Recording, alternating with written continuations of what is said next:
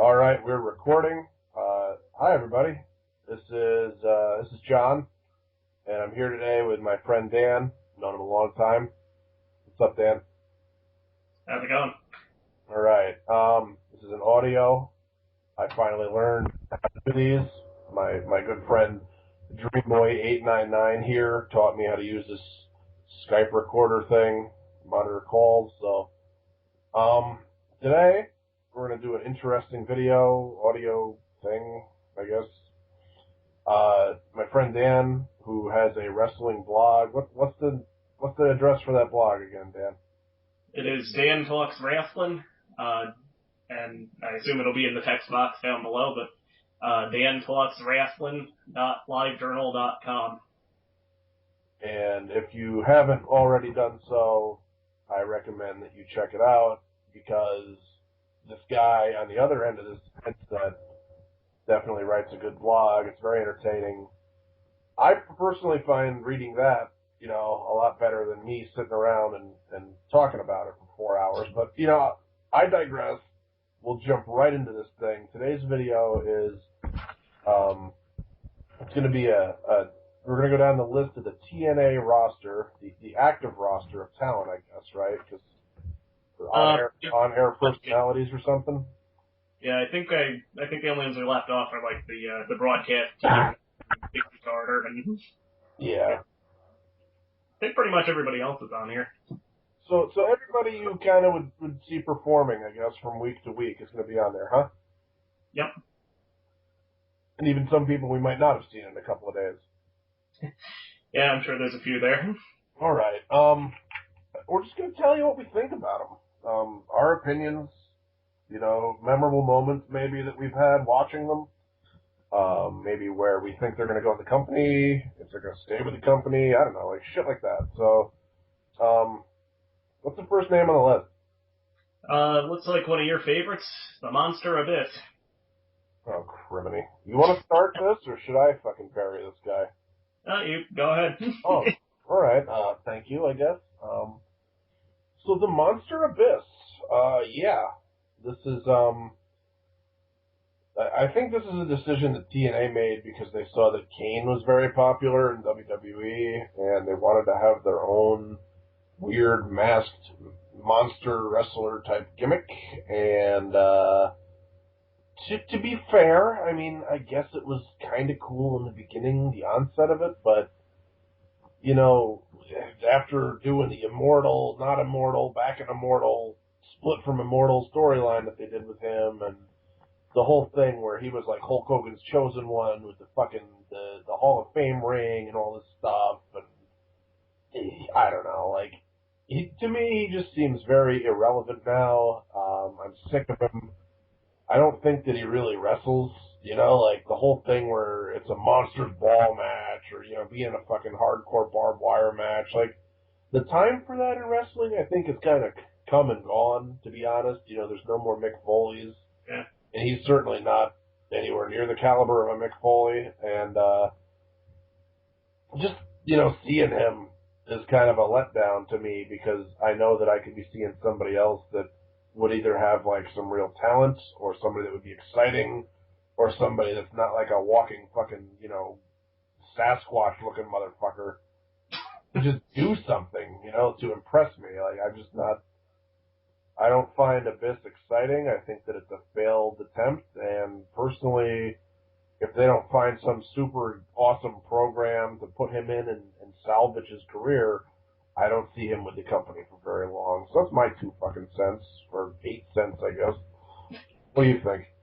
Yeah, I'd agree. I think they've done everything I probably haven't done everything they can, because they're going to keep trying, I'm sure. But they've, tried to get him over as like a main event level player, and it just doesn't seem like it's happening. I could see him at best sticking around for a few more years as like a mid-level to upper mid-level guy that other wrestlers coming up to the main event could beat to put them over that much more. But I don't think the main event experiment is going to pay off. And personally, I haven't really found him that entertaining since he had Jim Mitchell as his manager, who I'd like to see brought back. He was one of the better managers in recent years, I think. Wait, who's the better manager? James Mitchell. James Mitchell. That's right. AKA Sinister Minister. He was pretty cool. All right, so what's next? Next, better pick for you, I guess, phenomenal AJ Styles. Oh, man. Okay, well, I actually have something positive to say about this, and then we'll get into the negative. AJ is a guy that's, always impressed me since day one. Not gonna lie, I'm a huge AJ mark now, but even back, seeing his debut match, on like WCW Nitro a million years ago, and seeing him work, a match in WWE that one time, you saw something in the kid, and then to go to TNA and become like a homegrown original main event star, and also to do very well, not only in a heavyweight division, but also to be one of their prestigious, former X division champions. I think that he's got a lot of versatility. I think he's got plenty of charisma. I think he works a lot better as a face. I mean, you might agree with that or disagree, but I mean, that's my fucking idea about him, is that he works a lot better as a good guy. He's a lot easier to get behind as a good guy. I think that when he was paired with Flair and Immortal and all that, I think that all of that hodgepodge of fucking Hall of Famery that he, escorted him to the ring every time kind of outshined him as a talent and a performer, and it was really over the top and unnecessary. I think that he could have done a lot better as just that, Southern born, big smile, always do the right thing kind of guy. And I mean, I can see why they turned him heel in order to keep the title run relevant after he faced Angle. But then to have Angle turn heel with the friggin', as soon as he did after that, it was just like, to me, I wasn't impressed with where they went with him. But since, he lost the title and everything, I've liked seeing him in feuds over the, of 2011. I'm kind of sick of the Christopher Daniels storyline that he's been kind of put in a lot recently. But I think that AJ is still young enough of a guy, and definitely, fit enough of a guy to where you can put him on television week to week, get good matches out of him. He's probably somebody that you should throw, into a tag team if you're not going to keep him in the main event, so that he stays relevant, so that he's got some kind of gold around him and is featured every week. He's a guy that you're going to see a lot of growth out of in the next few years, probably, and he'll be a staple for that company. A lot of people have talked about him going to WWE and having a run there, but I think that they would just kill him, like Vince likes to take and step on everybody else that he didn't create. So I think that would be a mistake. I think he should stay loyal to TNA and just pray that, they get their shit together enough to beat competition at WWE. So I really like AJ, and I think he's got a bright future with TNA, although I wish they would get him apart from the whole Christopher Daniels thing that's been going on for way too long. Yeah, I think he used the term staple there, and I think that's a good way to put it. He's really somebody that they can, I think, get behind as the face of the company. He has been there since day one. I believe he was in the first match ever broadcast by TNA on their first weekly pay-per-view way back 10 years ago. And always reliable for good matches, and I'd like to see him get back in the main event scene, and maybe not right away, definitely wrap up, for better or worse, the storyline he's in now. But yeah, I definitely look forward to seeing him in the years to come and see where he goes. And I actually thought he was pretty good as a heel myself, but I'd agree he's probably better as a face. It's not even that I didn't like him as a heel. It's just that the way that they used him, it really diminished, like, the fact that you turned him heel because he was surrounded by all this armor and other shit. And it wasn't even like he was the mastermind. He was at the top. It was like Flair, Hogan, Bischoff was at the top, and he was like their whipping boy that they would always call on to, like, go do this. Yeah. And then, like, send him out like an errand boy almost is what it felt. And then, like, what did that say for the rest of Immortal that was under him? You know, like it was really stupid to me. So that whole idea, that whole swerve was weird. Like if it would have been just him and Ric Flair as his manager, or even if it was just the stable of Fortune at that particular point with Flair as the manager, I think that could have been a really good 4-horse group, you know, to pay homage and everything, and to get AJ over better. But when you started incorporating it into this Immortal shit, it really just, I did not enjoy that. And, you know, I'm usually very good about enjoying things in wrestling. You know, you and I have seen plenty of shit together, and I can always find something out of it to like, even if it's just some guy giving somebody else a dragon screw leg whip, you know. I'm like, hey, but what's the next name down the list here? All right, we got, let's see, Alex Shelley of the Motor City Machine Guns. Alex Shelley. I haven't seen Alex Shelley for a little bit, huh? Like, he came back the other day, didn't he? Yeah, he was on, 2 weeks ago, I think. He's building up his upcoming title shot against Austin Aries. Against all odds, right? Yep. Not to take any steam out of Alex Shelley's sails, but I hope that this is a feud that they don't just drop the fucking belt on the first time. I hope this is something that would continue. How do you feel about that? Yeah, definitely. In fact, I'd almost like to see, if it is going to end fairly quickly at least and not be a long drawn out feud, I think I'd like to see, Austin Aries retain, and then it'll give Shelley something to do up until Chris Sabin comes back from his injury, and I'd like to see then the two of them reunite and get back into the tag team ranks. Yeah, the TNA really needs to, you know, come to the forefront and reestablish their tag division because, you know, you could make the case 3-4 years ago, or I guess even like 2.5 years ago at this point, they had a really solid, awesome tag division going on. Yeah. And, you know, Beer Money was definitely a big contributor for that, but there have been other tag teams, like especially the Motor City Machine Guns, that have really done a lot for them. I remember the Guns and Beer Money in that, you know, in the Best of 5 series, you know, that was some good shit.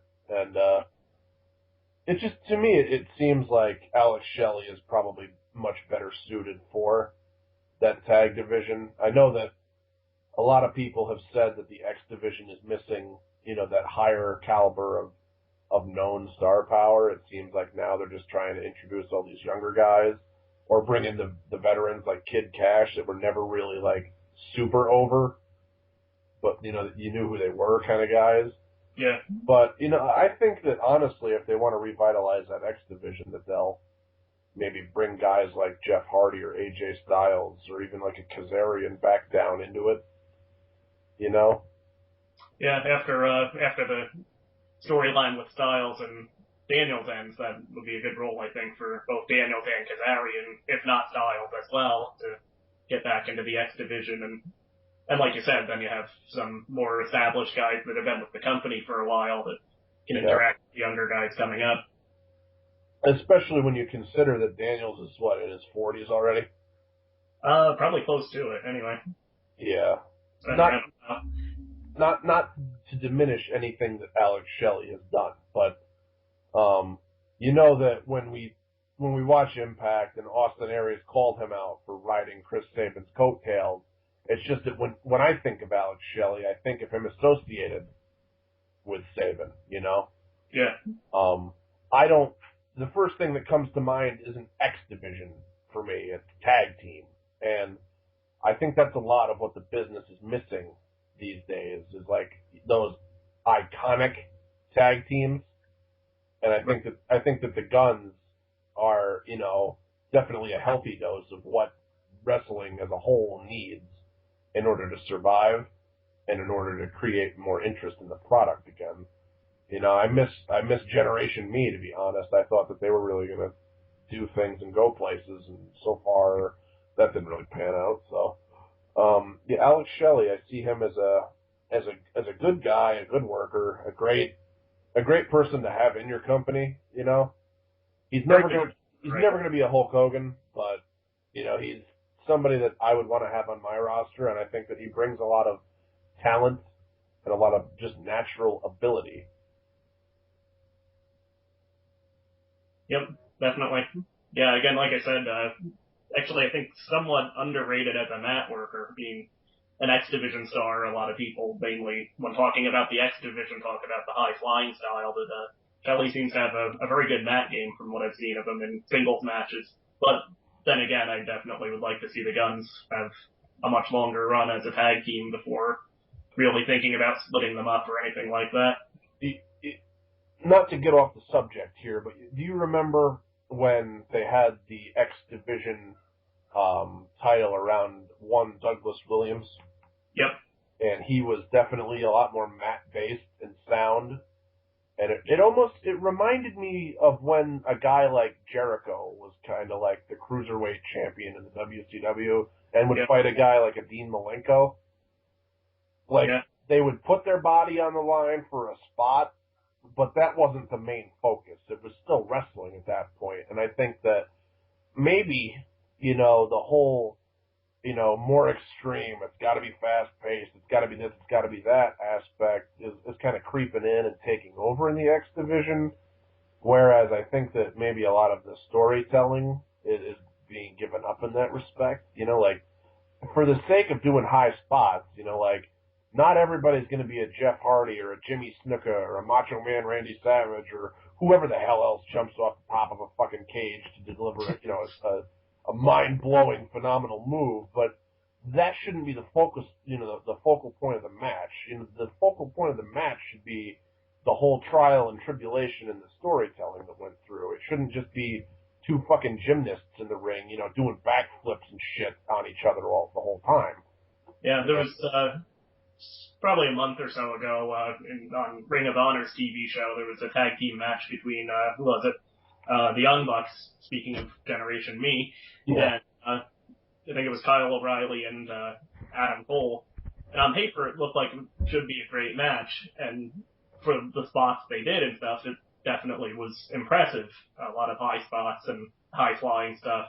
But there was just a complete lack of selling any of the moves at all. Like, I forget who, but somebody did a dive over the rope to the floor on somebody else. Yeah. And 3 seconds later, they were back in the ring like it never happened. And it just, for me, that just completely takes me out of the match. Yeah. So yeah, definitely. And also, to introduce guys like Doug Williams or Shelley or other mat-based workers, or even back when Samoa Joe was in the X Division, it's always nice just to have that contrast of different styles among the competitors in the division, too. Well, just even to be able to have that ability to do a rest hold or to do a little bit of grappling or to have, chains of moves that isn't just like, oh, well, I hit him with a suplex just to go up to the top rope kind of thing. Yeah. That's nice. But I don't want to get completely off topic on that. We all know my stance on bringing back tag team wrestling and, making the wrestling product the focus again rather than just spots and shit and, epic fucking 40-minute promos from guys like Triple H, we all know what the business needs in order to become better and to get by. So who's the next guy on our list? Well, I didn't expect to go that long with Shelley, so fortunately we should have a fairly quick one next. Half of Mexican America, Anarquia. I haven't seen him for a little while. I thought that when that whole group formed, Mexican America, that it was supposed to be Hernandez's group. And we're bringing up another name that we might talk about again later there in Hernandez. But I thought that Anarquia was definitely a very outspoken guy. I thought that he was, pretty good on the microphone, but to me, he just seemed like Chavo Guerrero light, like he was doing the same act that we saw 10 years ago when, when Chavo and Eddie were going at each other's throats back in WCW, before they went at each other's throats again in WWE kind of thing. So, to me, the LWO, the fucking couple of years ago when they did the whole thing with Conan and TNA, and just... LPX. Yeah, it was like, we've seen this kind of shit before, so it's not to discredit any of Anarchia's abilities, because to me, you know, he might get shit on a lot for things that are either out of his control creatively or, you know, like just putting him in that stereotypical role because he has some kind of Latin American heritage. But, you know, I really haven't seen a whole lot out of this guy that tells me that he's going to be main eventing a show one day. He doesn't have the size. He doesn't really have, you know, a look that is completely unique. Like I said, like I used Chavo Guerrero Light as an example. Like I really think that at this point I would just rather want to see Chavo Guerrero wrestle and, you know, talk on the microphone because that's the assumption that I have. And maybe that's my own bias going into it, but you know, I think back to guys like Eddie Guerrero who had like oozing fucking charisma, lie, cheat, steal, all this stuff. You know, come out with the cars over the top, Latino heat. You know, and just I look at Anarchia and you know I see a guy that they want to throw into that kind of role, but I see a guy that maybe you know as much as he wants to try to sell it and pass it off, that's not him, and he needs to come into his own doing something else. So that's my 10 cents on him. Yeah, I'd agree. I haven't really seen a whole lot about him in the ring that blew me away. Pretty good mic worker, I thought, when he was doing promos, and especially compared to Hernandez, who's, I'd say, definitely not a mic worker by any means. I don't think Hernandez is a worker by any means, to be honest. We'll get to that in a bit, I'm sure. Yeah. But yeah, I don't really see Anarchia really rising much further than he has already. I see him as being a lower mid-card or somebody who would be a solid worker in that role, especially being on the mic, but basically somebody up and coming could beat after he, say, issues an open challenge and get somebody else over. I don't really see him rising too far into upper level titles or anything like that myself.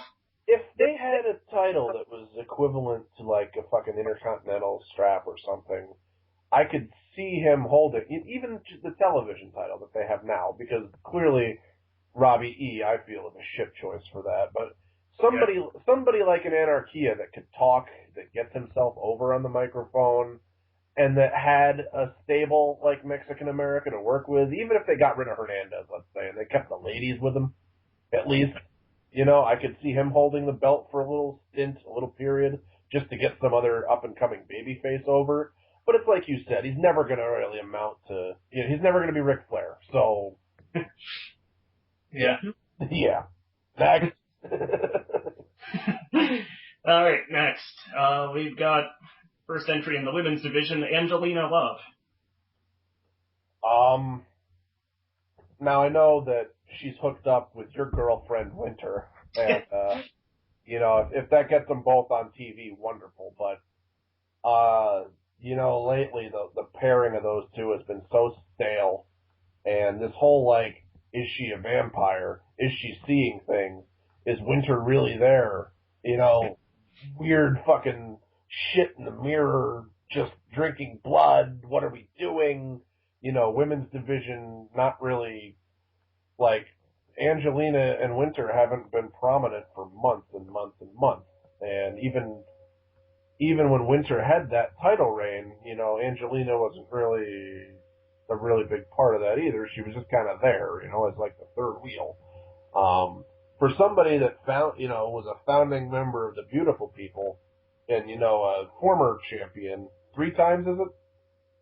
I think it's like 5 or 6. Oh, really? Yeah. Okay. I was wrong. Probably, I think it's 5. Okay, well... I'll have to check. I'm not on the computer, but it's really easy to do that at the moment, so... We'll say multiple title holder for the women's division there. Just somebody that has a lot of, you know, in-ring skill. Maybe I'm just sick of her on the microphone or in backstage segments because we see so many of them and they don't lead anywhere. And definitely stop having matches against Eric Young because that's really not going to go anywhere for you. But, like, you know, I see Angelina Love as somebody that, you know, has a loyal fan base. People want to come see her perform. She, you know, is capable of putting on a good match, and I think that she should be left to do that and kept out of these horrible, stupid, never-ending, pointless storylines with other, women that she has no affiliation with, like Winter. Like, it just needs to, if they feud with each other, that would be kind of new and kind of exciting. And I know I stole your idea because we were talking about this back at the. I was thinking this does sound familiar, doesn't it? Yeah, but I mean, this is the shit that we talk about when we're watching TNA, or when we get together for the Royal Rumble pay-per-view and we're trying to make conversation. It's like shit like this comes up, and I'm sure a lot of other people out there have had that idea. Like, when are they going to split these two up? Because it's going to be fucking annoying. But, yeah. I'll let you. I think it'd actually be a pretty good feud if they played it right. If they did split up too. I'm sure it would be very well worked. That's for sure. Those two ladies can put on the hell of a match. Yeah. They never gave Winter the fucking chance to do it, to be honest. Right. I would like to see a Winter versus Gail Kim if Winter was ever to turn babyface. Although I don't know if that's even possible because they've built her up as this super heel persona ever since her fucking debut. So I don't know. But I'd be interested to see what happens, Yeah. But that for me, that's my Angelina Love fucking point of view. What's yours? Yeah. Definitely of the two original Beautiful People, I'd say she's definitely the better in-ring worker. Definitely can put on better matches. I'd actually like to see her and Velvet at some point in the future reform the original Beautiful People and have a women's tag team title run. Assuming by then they remember that they have a women's tag team title. Yeah, solid in-ring worker, good entry in the women's division. Probably in the near future should consider eating a hamburger. Yeah. Sick fucking thin she's looking nowadays, huh? Kind of getting into Daisy Hayes territory there. The thing of it is, like, I know that these people have, like, breast implants and everything, but literally, when that's the biggest thing on you, there's a problem. Yeah. I mean, like, somebody's head should be a certain size and a certain weight. And when I can start seeing your fucking, like, your veins popping out of your neck because you're so thin, that tells me that you're either not eating or that you're on cocaine. And there's a problem. So, that's the drug. He said it best. Who's the next contestant here on The Price is Right, Dan? I'm guessing will probably be a short one because when I first sent the list to you, you didn't know who he was. Anthony Nese. Yeah, I still don't know who he was. Let's see. When you responded to me, you had said, what did you say? Oh, right. He fought Zema Ion. Yeah, I really don't remember him. So, to be honest, I can't give you a clear, review on that guy. So that left to be debated at a later date will be my answer for him. Just my quick thoughts, mainly based on the best of 3 series he had against Zema Ion. Seemed like a pretty good worker. I actually enjoyed that series of matches, and both of them I think are quite solid in the ring, and I'm sure we'll only get better from here. I think Ion was the best choice to win that title shot. I don't think he's ready, is Ion, for the X Division title, but of the two of them, he's the better choice to win that sort of mini rivalry. Ion not only has the ring work down so far, but also definitely has a lot more charisma than I've seen from Nese. But, I think Nese could definitely get there at some point potentially, so look forward to seeing him in the future. Hopefully he can be one of those X Division guys that just gets forgotten about. Yeah, not too much to add there. Somewhere in undercard hell that we never see them again. Yeah. Yeah, hate that. So, I think I figured out who's next, because by process of elimination, I don't think there's any more A guys on the list other than A Double himself, right? Greatest man who ever lived. I'll believe it. I must admit, before Austin Aries debuted in TNA, I didn't know who the fuck he was. But we went to go see TNA live up in Albany, New York, and man, the crowd was so hot for him. Like, even that little crowd that was there, everybody knew him, you know, or at least if they didn't, they still cheered the man. Yeah.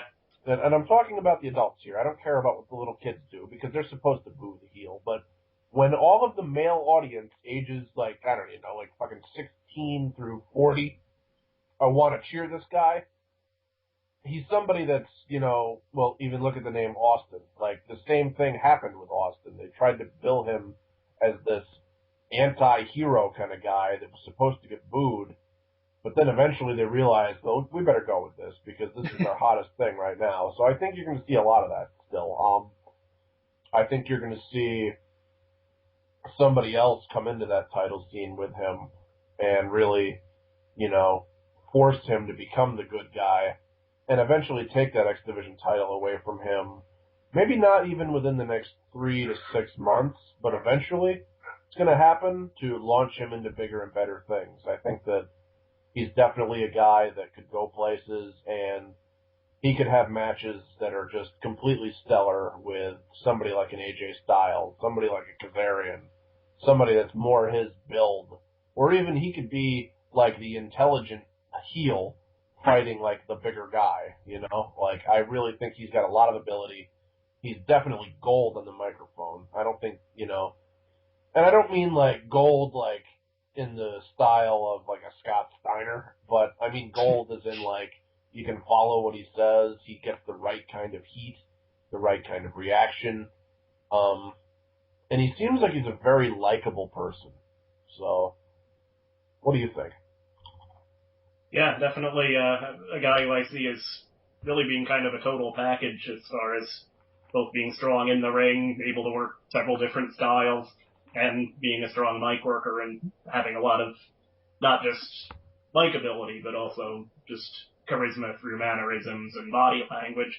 He tells a good story. He really does. Yeah, definitely. And yeah, I like how they're pushing him as really being the centerpiece of the X division. As they rebuild that division, I think that's a good way to do it. Have a very strong heel as the centerpiece, and then have him essentially take on all comers. And when somebody does finally beat him, it'll put that other person that much more over, and probably won't damage Aries either. And yeah, definitely in the future I could see him moving up, kind of like AJ Styles did into other divisions besides just the X division. His run with this belt, as it's been, I think like in 40 days time he'll be the longest reigning X Division champion or something. Is that correct? Maybe. Okay, I think I read that on some rumor mill somewhere, so that may or may not be right. But to be fair, like, I was just thinking this guy's title run is very similar to what they've done with Cody Rhodes and the Intercontinental title in WWE, is that they've put it on a guy for a while as a bad guy, you know, and he's beaten all comers. Like, he's really proven himself to back up, you know, everything that he says.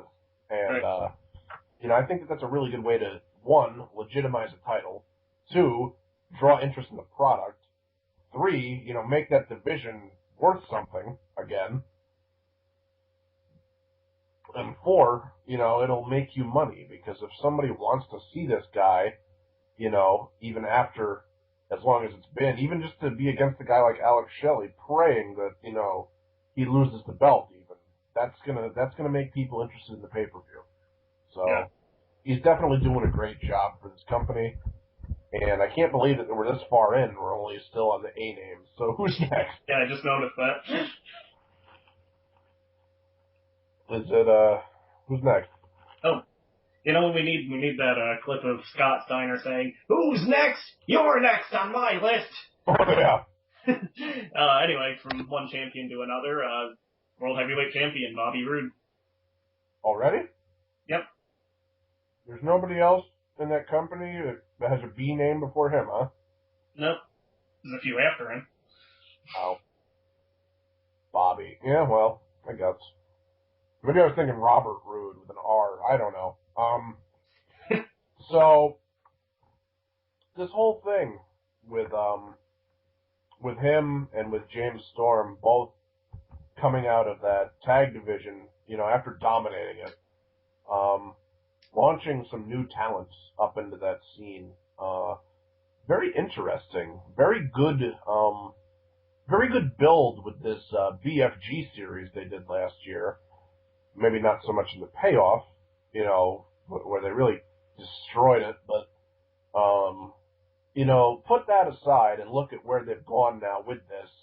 Rude still has the title after being the BFG winner, so, I mean, you could definitely see a clear path where they wanted to go with him. He's got the right look.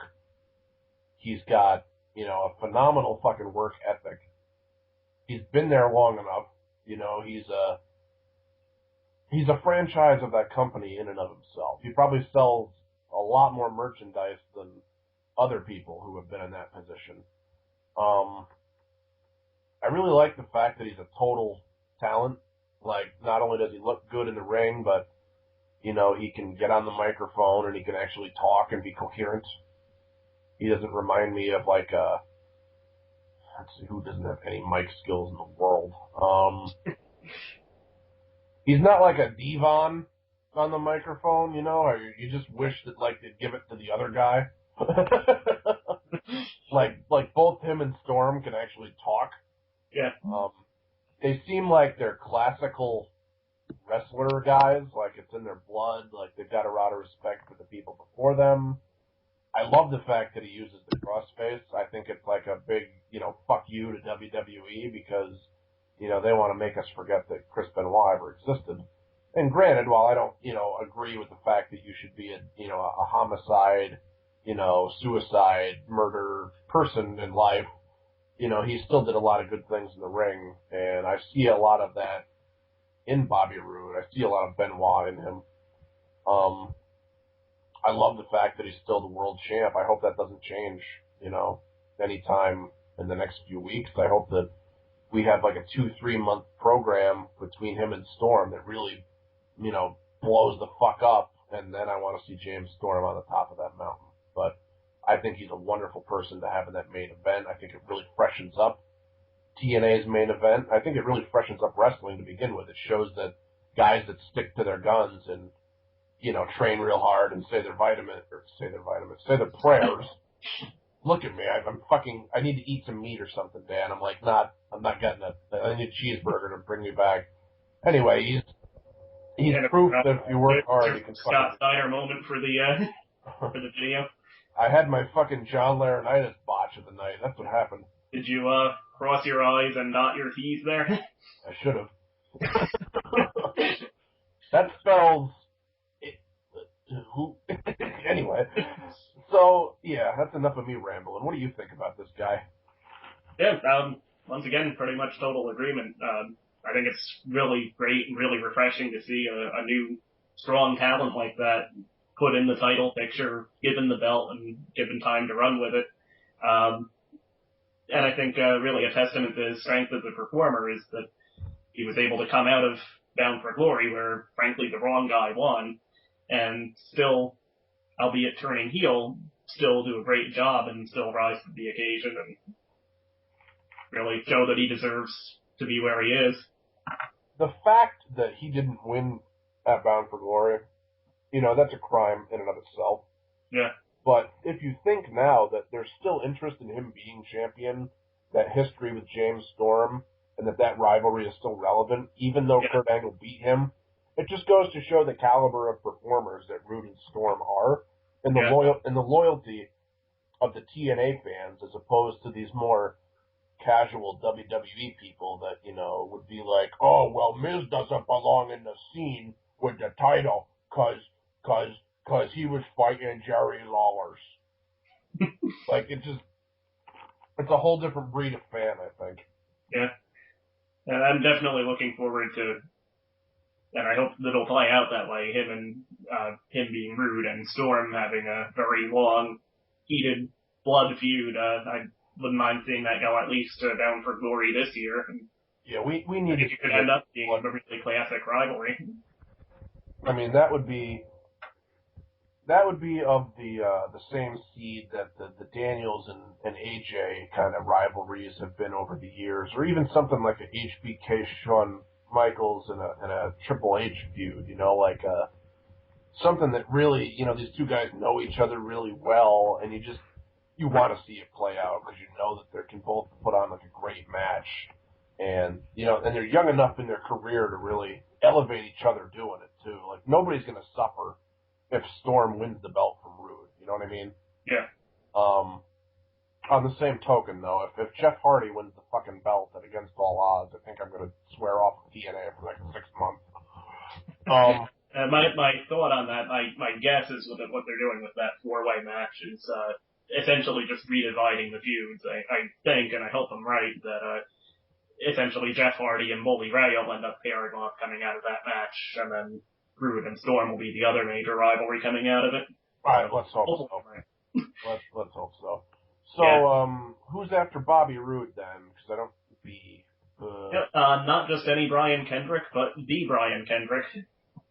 Is he the one and only Brian Kendrick? Is that what it is? Yep.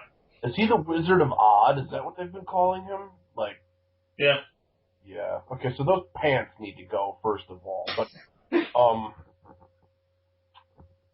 Kendrick. Kendrick really didn't impress me in WWE at all. When he came to TNA, I guess maybe like there was some backstage shit that was written into his contract. He was going to hold the title or something. He didn't really do anything with the X Division title other than have a match with Abyss that kind of was like, oh, well, here's a little guy, beating a big guy. But to be fair, I mean, he didn't really do anything that energized that division or revolutionized TNA in any way. Like, he was just kind of a placeholder champion for them. Now, granted, he's kind of a name in and of himself because he came from WWE. Don't get me wrong. It's not like I don't like him. I just think that he hasn't really cemented himself as a long-term, I'm going to grow and fill more of a role than just this, or like, tag teaming here and there down the road. And we haven't seen him on the programming in so long that it's like, you forget he even works for the company kind of thing. So, I'd like to see more of him. I think that he's a competent wrestler, but I wouldn't put him up in the best of the world category by far. So, your thoughts? Yeah, I actually did enjoy his work in WWE, both the tag team with Paul London, and I actually did kind of dig his heel character after that. When he was the Brian Kendrick and had that awesome jacket with the one epaulet on one shoulder and like streamers on the other, or whatever it had. I like the jacket better than him. But yeah, definitely solid in-ring worker. Good entry in the X division, but yeah, I guess I hadn't really thought about it too much. I could see your point, definitely. I don't necessarily see him breaking out of the X division pack or anything like that, or having as much future potential as, say, an Austin Aries would to eventually get into the main event scene. But, good guy to have around, certainly. Yeah, capable of good matches, so I don't have too much of a problem with him. It's not that I don't like him, it's just that he's never really had the defining moment where it's like, oh, well, this guy's definitely going to be on the top someday. It's not there. Yeah. Wasn't he paired up with Sorry, go ahead. Did he or did he not work with Regal for a while? Probably in WWE in the tag division there. Yeah, I think it was, I could be wrong, but I think it was when they briefly brought in Squire David Taylor to re-team with Regal. Yeah. Yeah. Yeah. Sounds familiar. Okay. Actually, I would like to see a match between Kendrick and London and Motor City Machine Guns just for fun. That would be a good one, I think. For kicks. Yeah. Why not? Maybe not like a long-term feud or anything, but like just a regular old tag match just to have on Impact, just to just to showcase some fucking tag team wrestling would be good. Yeah. Yeah, definitely. And again, I think the styles would match very well too. the in-ring style that Kendrick and London used, as I recall, was not terribly far away from what the Motor City Machine Guns do. So, it could happen at some point. Who's next? Another women's division wrestler, if you call her that, Brooke Petzmacher, aka Brooke Adams. Okay, I know who that is, so this is going to be a lot easier. She's doing the whole Hooters girl, essentially USA competition thing. And apparently she's in the top 4 or something, I think. I could be wrong, but I definitely know which assets that she got hired for. I thought that the bit with the when she was the secretary for Eric Bischoff was funny. The interaction with her and Pope backstage was phenomenal. He used to call her Tessie. I mean, you remember little stupid shit like that. It made the product, it was at a time when Pope was getting over really good, Yeah. And we don't even need to talk about how they destroyed that, but we'll get to that later. I'm sure he's on the list. Yeah. So, but I've seen her hold the women's tag wrestling belt there with Tara, and to be fair, she gets a good reaction. She doesn't look horrible in the ring. I think that she can function, on the same level as like a Madison Rayne, who isn't somebody that I would want to see as my women's champion, but somebody that you could use, when you're introducing new talent, or definitely somebody that has the charisma to go on to be a valet or a manager long term also. I would like to see more of her on the show, to be honest. Like, get to know her a little bit, find out stuff about her, not because I'm trying to date her or anything, but just because, like, you need to become invested in these characters that they play on TV. If it's like, my name is Brooke Adams, also known as Tessmacher, and I work at Hooters. I mean, like, what does that really tell you? But if they put her in some kind of storyline where she's got, like, a feud, or it makes sense, or you find out she's somebody's friend or whatnot, and they turn on her, like, that makes it more intriguing, and I'd like to see more of that kind of go down. So, yeah, maybe put her back in the women's tag hunt with somebody else, and see what she can do from there. Yeah, I'd say at this point in her career, at least, definitely a lower level women's division performer. Based on her ring skills, definitely wouldn't want to see her going for the singles title or anything. But she's definitely improved since she debuted, so yeah, she could eventually get there. Who knows? But yeah, definitely seems to know how to work the crowd, and yeah, I wouldn't mind seeing another tag run from her and Tara, since that's a good way to get a younger talent over, or a newer talent, having a veteran, an established veteran like Tara as her partner. Right. That said, I guess you kind of alluded to it before. I think we all know the real reason she got hired, and that's because, as Al Pacino so eloquently put it in the movie Heat, that she got a great ass! I had to do that. This is too much fun. This is like... Oh, God. Not easy yet. The FCC is going to shut us down, but that's okay. This is YouTube, and you can express your opinion. So, who is the candidate after her? One of your current favorites, Bully Ray. And rightly so. Let me take you on a little trip to TNA Live on February. No, it was December the 29th. What the hell am I even talking about here, Dan?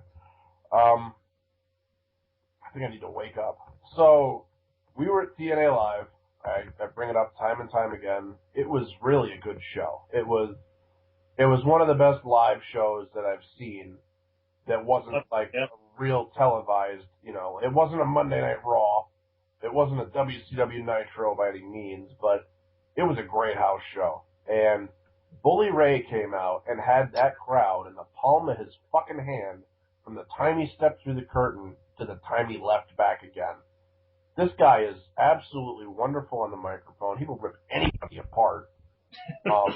And you remember the chants, right? Like, his wife's ugly. I mean, like, just out of nowhere, just coming up with this stuff. He told somebody in the crowd to sit their black ass down. Yeah, the guy in the goofy hat. The goofy hat. after he went on the rant about how in upstate New York we're all inbred, and he points to the guy in the goofy hat and says, "How did it go?"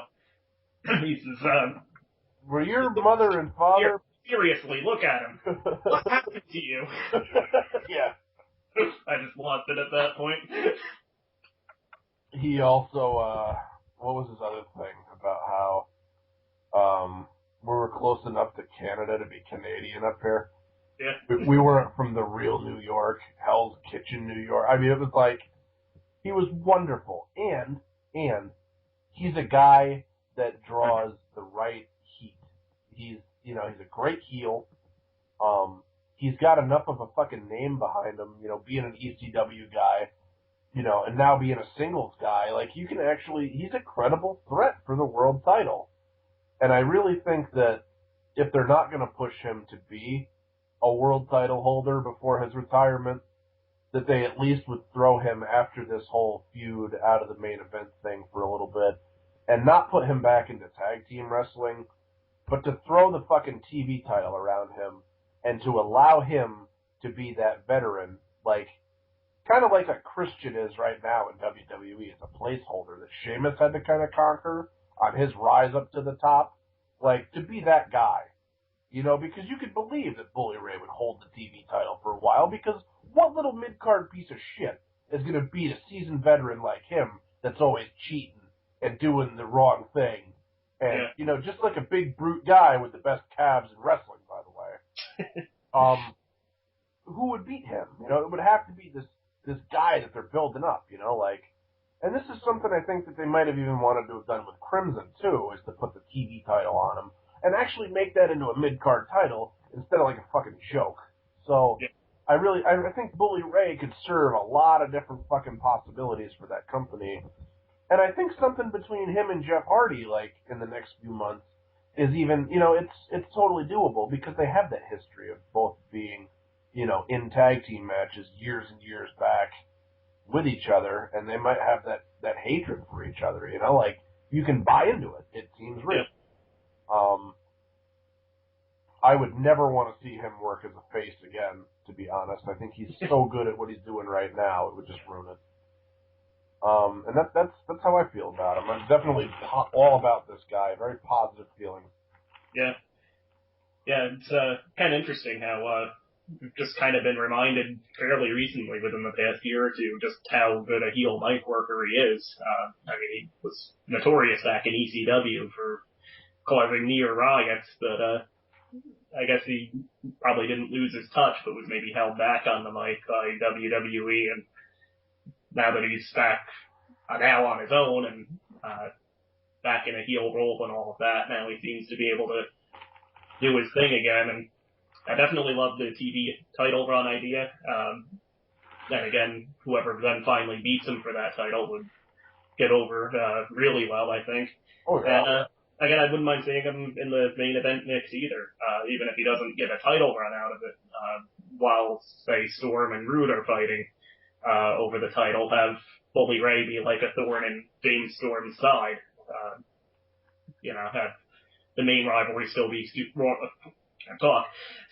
Storm and Rude, but then have Bully Ray kind of waiting to pick the bones of Storm after Rude sneak attacks him, or have Bully Ray as a tag team against Storm and somebody else for a TV main event or something like that. Bully Ray is the kind of talent, too, where you think about, 10 years from now, is he still going to be relevant? And the answer is yes, because this guy can fucking talk.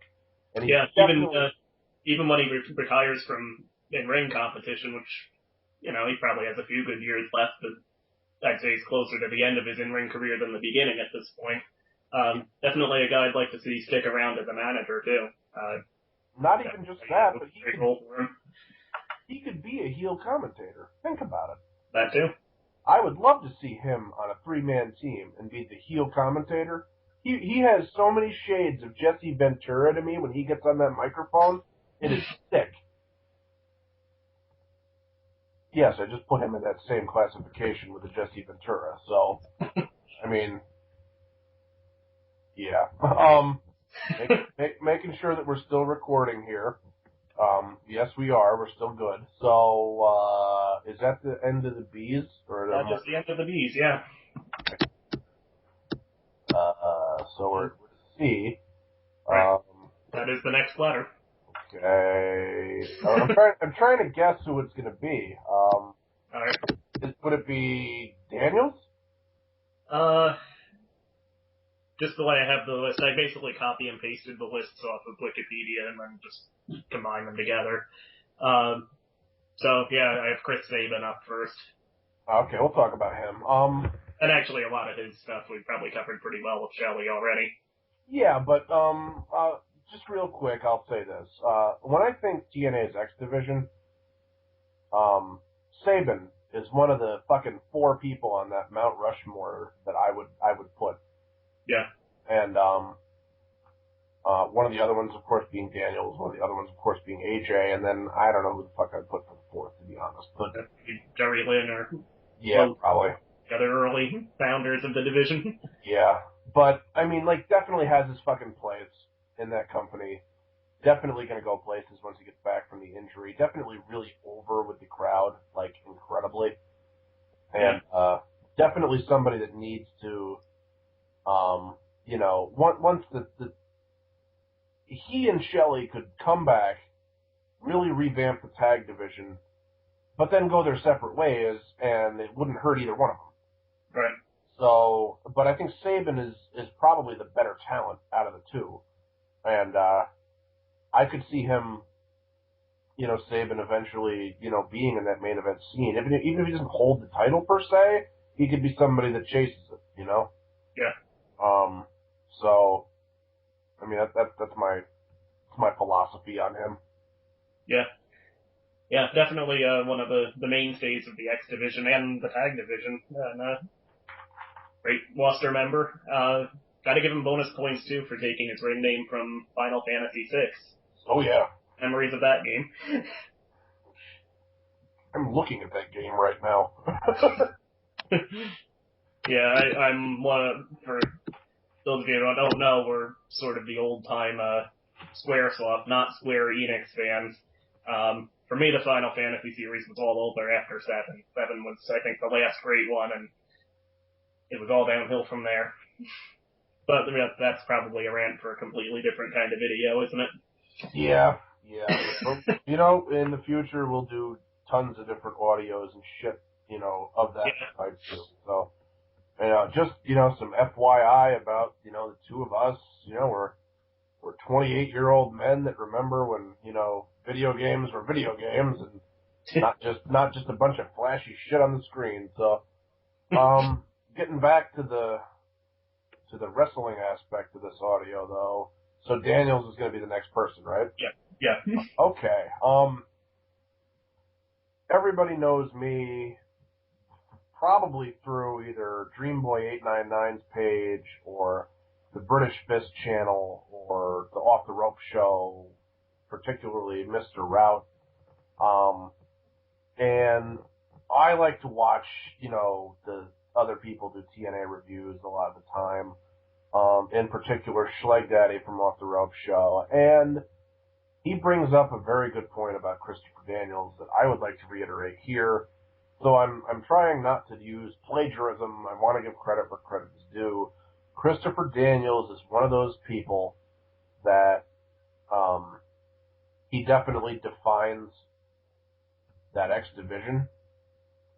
He's had really, really good matches over the years. I think that his time is going to come, to an end here in competition over the next few. He's somebody that you still want to have around on the roster as a trainer, as a talent, for helping other people get over, for, being a manager type. He works better as a heel, and he should stay a heel.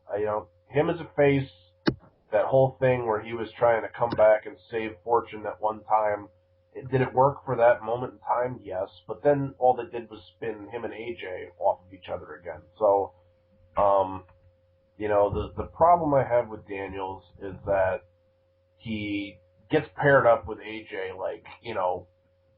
3 months out of the year, and they don't really do anything else with him. So I'm having somebody knock on my door right now. Dan, take it away if you will. What? Okay. Definitely Christopher Daniels. I actually remember when he had hair and had a few matches on WCW Nitro back at the end of that show's run, just before WCW was bought out. But yeah, definitely always enjoyed his work both in the ring and on the mic. And now that I think of it, he's definitely been around a long time and closer to the end of his career than the beginning, I'm sure. And would definitely like to see him stick around as possibly a manager. He's another guy who could see as being a heel color commentator as well. Not too much else to add. But actually I do. I guess I would like to see him eventually sooner than later end the feud with AJ Styles, or at least put it on hold for a few years and move on to do something else. So that's my thoughts there. He could definitely help issue in that next generation. He's definitely a veteran that has a name to him, somebody that's, been impressive. Like I said, on the Mount Rushmore of the X Division for TNA, you've definitely got him in the list. If you don't, you've never seen TNA before, apparently.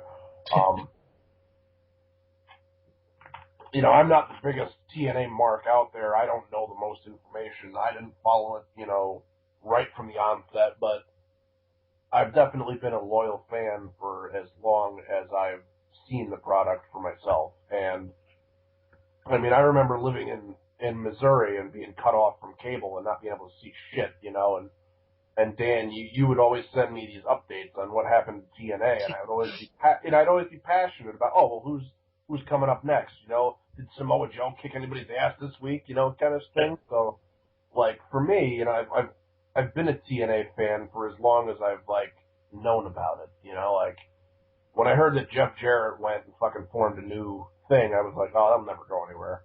But then I was really happy, that there was another fucking company out there, because I said, oh, well, thankfully, maybe a lot of those other people that were just getting in the door to the WCW or the ECW, maybe they'll actually have a fucking chance to go perform, and make a fucking living.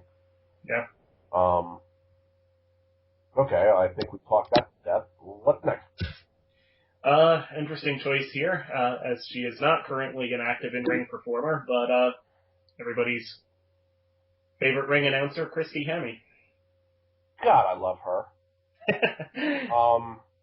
You were that one phone call that she needed in the Diva search, were you not?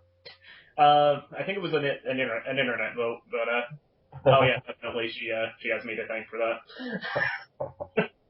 Yeah, it could work. I have always been a fan since the onset of Christy Hemme. I've really, it's a shame, that she's not featured in more of a prominent role than just the ring announcer. Yeah. I think that she could do a lot more. I think maybe they should put her as the head of the women's division, making the calls and all that shit, what do they call that?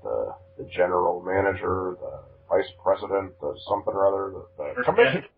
Commissioner, that's the word I was looking for. Yeah. But even when we went to the live event, the reaction for her was incredible. She's definitely got a loyal following. She's so likable. She's got such energy. Yeah. And I think sometimes, in the shitty Impact Zone where they tape, and they get all these tourists in that really don't know who the fuck she is, they just don't, she doesn't get the response that she really deserves, and yeah, I think that they could do a lot more with her. obviously she's not going to compete, but like I think that there could just be other things going on with her, a position of power or of respect in that company instead of just the ring announcer. So that's my 2 thoughts on her. Yeah. Yeah, definitely similar thoughts, I guess. I really actually kind of forgot how much I did like her until we saw her at the live event, because really she doesn't get to do a whole lot on TV as a ring announcer.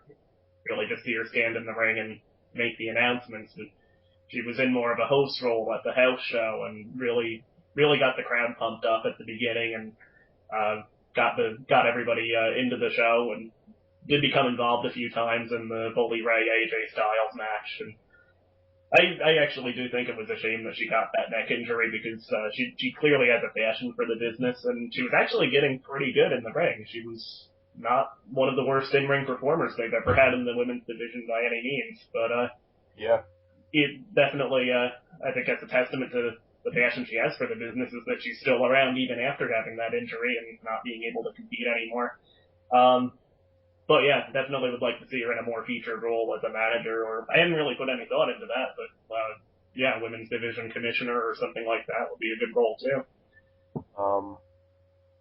So I guess do we have any more C names? I mean, who am I missing?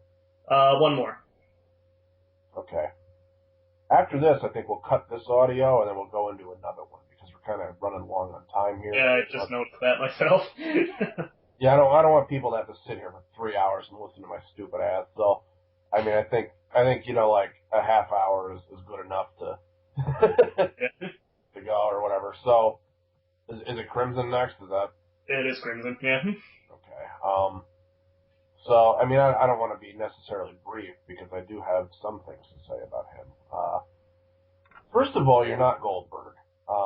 The time and the place for that whole undefeated streak, it's over with. It doesn't help anything right now. I think it actually hurts more than it helps, because it limits the booking possibilities for him. And you and I have talked about this, long before even bringing it up in an audio. Just for months we've been talking about it. Yeah. Oh, well, if he's the undefeated one, that means that he's going to turn heel on Morgan because he wants to do whatever it takes to stay victorious or whatever. And it's just, like... Even just the tag team feud they have now with Joe and Magnus, it even hurts that, because basically Morgan has to take the pin in every match if they're going to lose. Right. So that Crimson can remain undefeated, even though I guess technically he is not undefeated anymore, since they did lose that tag match, albeit with Morgan getting pinned, if you want to be technical. If you want to be technical. I just, that whole Goldberg thing was kind of cool when they did it, but even then, it wasn't as over as people thought it was. I didn't feel that way. I thought that the whole Goldberg thing, obviously he won the belt from Hogan, but I knew that they weren't going to keep it on him for 5 years, so why stay undefeated? What is it? With Goldberg, I think, to me at least, it worked up until he won the title. But then after that, it kind of got old. And I think Goldberg was a once-in-a-lifetime kind of thing, that the undefeated streak did work as well as it did for him.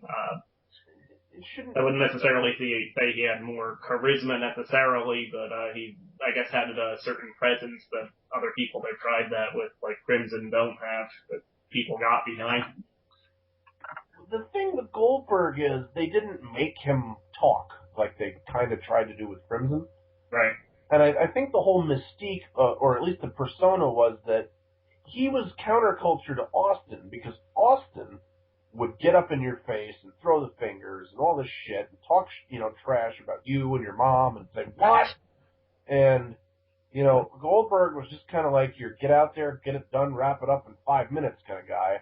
He could go in the ring for 10 to 15, but he was kind of limited, and he had to be in there with somebody like a Sting or a fucking legend, to make a believable match go over. Yeah. But I mean, I still to this day I remember Goldberg's match with Hugh Morris, his debut on Saturday night, and I believe I was watching it with you, and we were like, oh, he's a new guy, and he had this look, you know, and you were just like, oh, well, he's definitely gonna like do something, you know. You don't As I recall, I think it was actually on Nitro that he debuted, but it was against Morris definitely. And at the end of the match, he didn't do a promo or anything, but he just looked into the camera and said, "That's one." Yeah, got your attention. You know, and the thing is, like, I know everybody draws the fucking comparison between Crimson and Goldberg, but you know, it's something that does bear repeating because it's something that you shouldn't repeat. You know, let the Goldberg legacy, let the WCW shit die with WCW, and let it be remembered for what it was. Don't always try to use that as the blueprint for your success, because that company went out of business. And you know, like, just have some fucking common sense. Come up with something original. You know, like, they brought in Crimson as fucking Amazing Red's older brother, or younger brother, what the hell it was, bigger, smaller, something. But then you never heard about it again. Like, he got involved with this shit where he was supposed to be the next member of, like, the main event Mafia that never happened, and then, you know, it was just weird. Maybe the BFG series should have been his to win, would have established him higher in the card. I don't know. Maybe his time wasn't right. Maybe he just doesn't really know how to work a great, successful wrestling match and put on a story.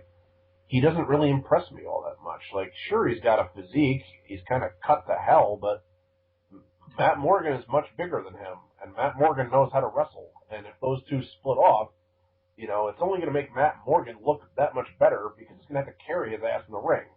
And, you know, what goes on from there? You know, like, I don't see Crimson really going too far. Like, and the thing is, if they release him and he tries to go to WWE, what do they do with him at that point? You know, a guy that, you know, can do less moves or is on par with a John Cena.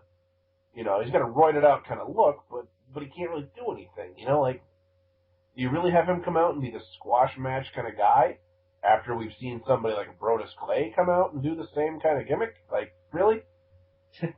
I don't know what they're going to do with him. And that kind of worries me, you know? Because he was likable enough when he first came out, but then he started being kind of arrogant. Then now he's doing commercials for Direct Auto. I mean, like, come on.